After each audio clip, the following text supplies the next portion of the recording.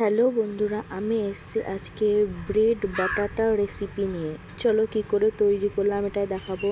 কড়াইয়ে একটু তেল নিয়ে সেটা ভালো করে গরম করে লঙ্কা আর রসুন দিয়ে ভেজে নেব। কিছুটা ভাজার পর তাতে কারি পাতা দিয়ে ভালো করে ভেজে নেব, লাল না হওয়া অবধি। সাথে নুন, লঙ্কার গুঁড়ো দিয়ে ভালো করে ভেজে নেব। হালকা লাল হয়ে আসলে এর মধ্যে সিদ্ধ করে রাখা আলুগুলো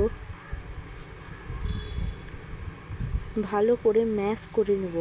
ম্যাশ হয়ে গেলে এটা একটা ডোয়ের মতন আলাদা আলাদা করে নেব। এরপর পাউরুটিগুলোকে গোল করে কেটে নিয়ে তার মিডিলে আলুর পুরিগুলো রাখতে হবে। তার মিডিলে আলুগুলো রেখে সেটাকে একটা ভালো নতুন একটা শেপ দিয়ে দেবো, কাটলেট আকৃতির।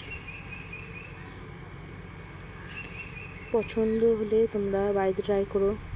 সাথে বাকি রাখা পাউরুটির টুকরোগুলোকে গুঁড়ো করে নেব। এবার ডিম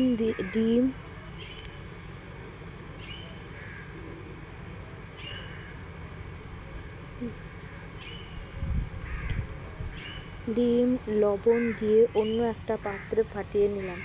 এবার এই পাত্রটি ফাটানোর পর কড়াইয়ে তেল দিয়ে সেটিকে প্রথমে ডিমের আকারে ভালো করে ডুবিয়ে তারপরে পাউরুটি গুঁড়ো করে সেইটিকে গরম তেলে ভালো করে ভাজতে হবে।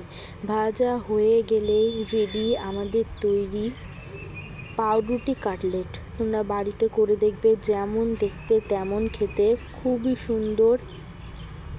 সুন্দর, বেশ ভালোই হয়েছে। তোমরা বাড়িতে ট্রাই করবে।